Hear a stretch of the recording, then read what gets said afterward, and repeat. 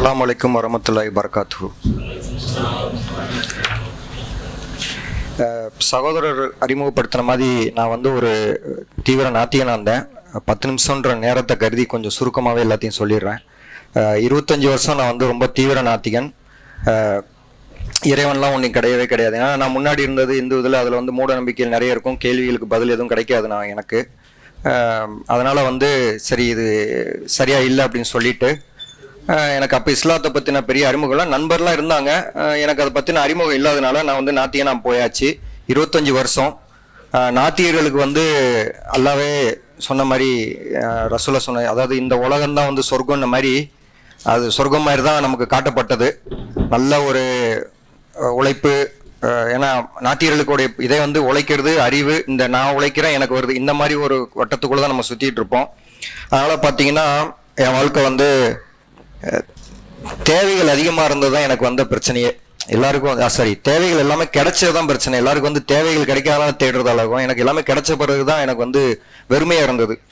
Highly successful அப்படின்னு சொல்லி உலக பார்வையில் பார்க்கணுன்னா அந்த லிஸ்ட்டில் செக்லிஸ்ட் போட்டால் நிறைய இதில் நான் டிக் ஆயிடுவேன். அந்த மாதிரி ஒரு சக்ஸஸ்ஃபுல் லைஃப் தான் வந்து எனக்கு கரியரில் உச்சத்துக்கு போனேன்.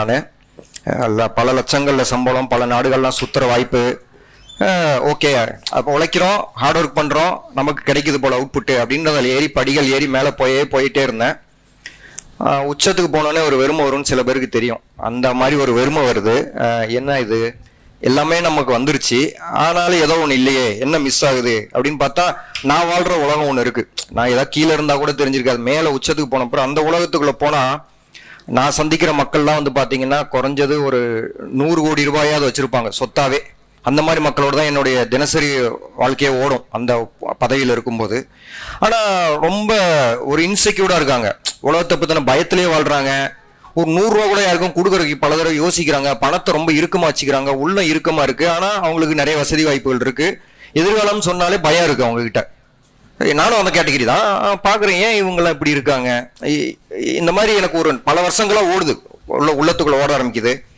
அப்புறம் இறப்பை பத்தி எனக்கு ரொம்ப ஆச்சரியங்கள் நிறைய வரும். ஏன் வந்து சில பேர் இறந்துடுறாங்க, நம்ம இறக்க மாட்டோம்னு இறந்துருவாங்க, இறந்து போயிடுவான்னு நினைச்சிட்டு இருப்போம், பல வருஷங்கள் உயிர் வாழ்வாங்க. இவங்களுக்குலாம் இது எப்படி நடக்குது, ஏன் நடக்குது? இவங்ககிட்ட பணம் இல்லையா? அப்ப ஏன் இவங்களால வந்து அந்த இறப்பை வந்து ஜெயிக்க முடியல? இந்த மாதிரி ஒரு சிந்தனைகள் ஒரு பக்கம் ஓடும்.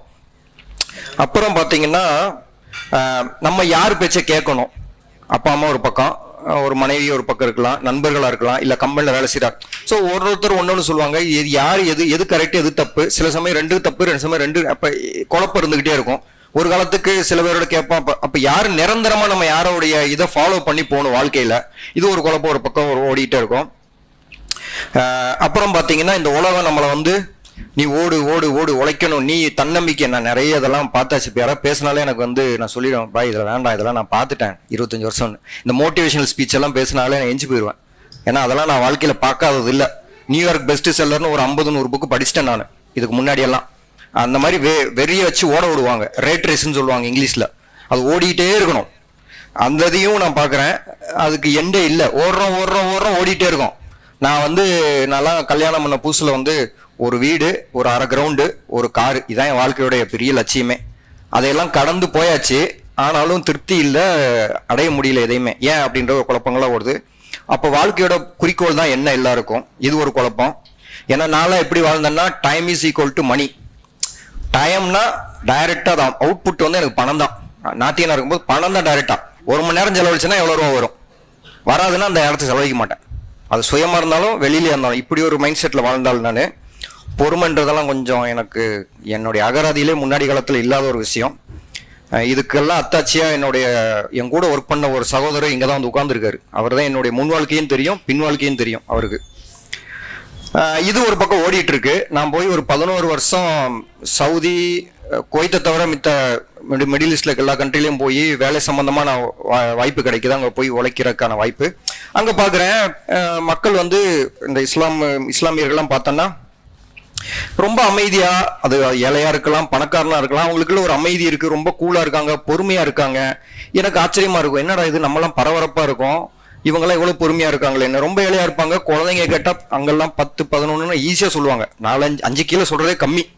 ஆனா அவங்க கிட்ட ஒரு நிம்மதி, பயம் இல்லாத ஒரு வாழ்க்கையா இருக்கும். எனக்கு ஒரே ஒரு பையன், நம்ம என்னடா அடுத்து பயம், ஒரு பயத்திலே தான் இருக்கும் வாழ்க்கை, பீதின்னு அந்த மாதிரி இருக்கும். இவங்க எப்படி இப்படி இருக்காங்க, இவங்களை யார் இப்படி வச்சிருக்கிறது? அப்புறம் பாத்தீங்கன்னா ஒரு பெரிய ஒரு ஐடி கம்பெனியுடைய கத்தார்ல பெரிய பதவியில இருக்காரு, உச்ச பதவி அவருக்கு அடுத்தது டைரக்டா சிஇஓ ஓனர் தான் வச்சிங்களேன். அவர்கிட்ட ஒரு பேசுற வாய்ப்பு கிடைக்குது எங்களுக்கு கம்பெனி சம்பந்தமா தான். அவர் பேசும்போது கேட்குறோம், உங்களுக்கு எது உங்களை இப்படி மோட்டிவேட் பண்ணுது அப்படின்னா அவர் சொல்றாரு, எனக்கு காலை, அப்ப நான் நாத்திகன், எங்களுடைய காலை ஃபஜர் தான் எனக்கு, நான் ஃபஜர் முடிச்சுட்டு எங்க அம்மா கால் பண்ணி பேசுவேன்னாரு. எனக்கு ஒரே ஆச்சரியம், என்னது காலையில தொழுதா இவங்களுக்கு மோட்டிவேட் ஆகுமா அப்படின்னு. அப்புறம் ஒரு நண்பர் ஒருத்தர் வாட்ஸ்அப் ஸ்டேட்டஸ் வச்சிருக்காரு, அவர் நம்ம சென்னைக்காரர், அங்க வேலை செய்யறாரு. அவர் வாட்ஸ்அப் ஸ்டேட்டஸ்ல இருக்கு மை பிரேயர் மை பவர்னு வச்சிருப்பாரு. நான் யோசிப்பேன், பிரேயர்ல என்ன பவர் வரும்? இதெல்லாம் எனக்கு அங்கங்க அப்படியே நடந்துகிட்டே இருக்கு. ஒரு பாயிண்ட்டுக்கு வருது, ஓகே விஷயங்கள் தெரிய வருது. அதுக்கு பிறகு இஸ்லாமை பத்தி நான் கொஞ்சம் ஆர்வத்தில் தெரிஞ்சுக்க ஆரம்பிக்கிறேன். இதெல்லாம் என்னுடைய முன்னாடி வாழ்க்கையில நடந்த விஷயங்கள், சரிங்களா? அதுல இன்னொன்னு எனக்கு கோவம் வர்ற ஒரு விஷயம் இருக்கு. ஸ்லேவ்னுவாங்க, அல்லாஹுவின் அடிமைன்னுவாங்க. அடிமையா? என்ன வார்த்தை இது யூஸ் பண்றாங்க இவங்க, அடிமைன்றாங்களே அப்படின்னு. இதெல்லாம் முன்னாடி வாழ்க்கையில நடந்த விஷயங்கள். அப்புறம் தான் எனக்கு இந்த டாட் கனெக்டிங் த டாட்ஸ்னுவாங்களா, அது மாதிரி அப்படியே சேர்த்து பார்க்குறோன்னா சரி ஏதோ ஒன்று இருக்கு அப்படின்னு உள்ள நுழையலான்னு பார்த்தா எனக்கு முதல்ல ஆச்சரியப்படுத்தின விஷயம் குரான்ல சூரா ரூம்ல வர்றது 21வது வசனம். உங்களில் உங்களுக்கு துணைவைகளை அமைத்ததே அமைதியை உண்டாக்கத்தான் அப்படின்னு ஒரு வசனம் வரும். நேரம் கருதி நான் அது ஃபுல்லா சொல்லலை. எனக்கு ஒரே ஆச்சரியம், இதுதானே கிடைக்காம இந்த உலகத்துல எல்லாம் சுத்திட்டு இருக்காங்க, அப்ப அந்த அமைதிக்காக தான் ஹஸ்பண்ட் அண்ட் ஒய்ஃபா, அமைதிக்காக தான் அந்த ஃபேமிலியா அப்படின்னு. இது அப்புறம் மரணத்தை பத்தி சூரா ஆலி இம்ரான்ல ஒரு வசனம் வரும். நேரம் ஆல்ரெடி குறிக்கப்பட்டாச்சு, அல்லாவின் எழுத்துப்படி அல்லாவின் கட்டளை கொண்டே தவிர மரணிப்பதற்கு வாய்ப்பு இல்லைன்னு எனக்கு பதில் கிடைச்சிருச்சு. அப்ப இதெல்லாம் முன்னாடியே குறிச்சிருக்கு எல்லாருக்கும், மரணம்ன்றது நம்ம காப்பாற்றி வைக்க முடியாது. அப்புறம் இந்த மாதிரி இப்ப எப்படி இருக்குன்னா என் லைஃப், என்னை சுத்தி வெளியில போராட்டம், எனக்கு எதுவும் அதிகமாயிருச்சு பிரச்சனைங்க. எனக்கு முன்னாடி பிரச்சனையே இல்லாம இருந்தவன், வெளியில உள்ளுக்குள்ள பிரச்சனையை வச்சிருந்தேன். வெளியில எல்லாம் நல்லா இருந்தது, இப்ப அப்படியே ஆப்போசிட். உள்ள எல்லாம் நிம்மதியா இருக்கு, வெளியில அப்படியே எதிர்பார்க்காத பிரச்சனையெல்லாம் வரும் நமக்கு. அது வாட்டு வருது, அதுவா போயிட்டு இருக்கு, நம்ம ஒரு பக்கம் இருக்குன்ற மாதிரி வாழ்க்கை போயிட்டு இருக்கு எனக்கு. ஆனா நிம்மதி இருக்கு உள்ள, அல்ஹம்துலில்லாஹ். ஸோ இது எல்லாமே அல்லாஹ்வுடைய அந்த ரஹமத்தான அந்த உள்ளத்தை உழுக்குறன்றாங்கள, அது நான்லாம் ஒரு வாழும் உதாரணமா தான் நான் என்னை பார்த்துக்கிறேன். எனக்கு இப்ப என்ன கிடைச்சிருக்குன்னா பீஸ், அமைதி கிடைச்சிருக்கு. இதெல்லாம் முன்னாடி கஷ்டம் எனக்கு. பெர்ஸ்பெக்டிவ்னு சொல்லுவாங்க இங்கிலீஷ்ல, சொல்லுவாங்க பெர்ஸ்பெக்டிவ்னா உலகத்தை பார்க்குற பார்வை எனக்கு மாறிச்சு. குரானுடைய லென்ஸ் வச்சு பார்த்தா உலக பார்வை எனக்கு மாறி போச்சு மொத்தமாவே. பேஷன்ஸ், அதெல்லாம் எனக்கு ரொம்ப கஷ்டப்பட்டிருக்கேன், பொறுமைக்கெல்லாம் கிளாஸ் எல்லாம் அட்டன் பண்ணியிருக்கேன். இப்ப அதுவா வருது. பர்பஸ், வாழ்க்கையோட பர்பஸ் தெரிஞ்சு போச்சு. பிரேயர், தொழுகை. இப்ப என்னாலாம் ஒரு தொழுகை விட்டுலாம் ரொம்ப கஷ்டம் எனக்கு. ஒரு தொழுகை விட்டுட்டாலே நான் ஏதோ ஒரு 10-20 வருஷம் பின்னாடி போன மாதிரி எனக்கு ஒரு தாக்கம். பியூரிட்டி, உள்ள தூய்மை அடைகிறத புரிஞ்சிக்க முடியுது. ஒரு தப்பு பண்ணிட்டு போய் அல்லாட்ட தப்பு பண்ணாலே அது அந்த உள்ள ஒரு கிளீனிங் ப்ராசஸ் நடக்கிறத ஃபீல் பண்ண முடியுது. பெர்சீவரன்ஸ், அதாவது என்ன வந்தாலும் பிரச்சனை வரட்டும் அதுவா போட்டும், நம்ம நீ செய்யறது செய்யுன்ற மாதிரி அந்த ஒரு உறுதி மனப்பான்மை, இதெல்லாம் நானாலாம் அதுவா நடக்குது எனக்கு உள்ளுக்குள்ள. அப்புறம் பாத்தீங்கன்னா ப்ரொவிஷன் அப்படின்னா ரிஸ்க், நான் செய்யறதை செஞ்சா போதும், அல்ல என்ன கொடுப்பானோ அதை கொடுப்பான், முடிஞ்சு போச்சு அதுல விஷயம்.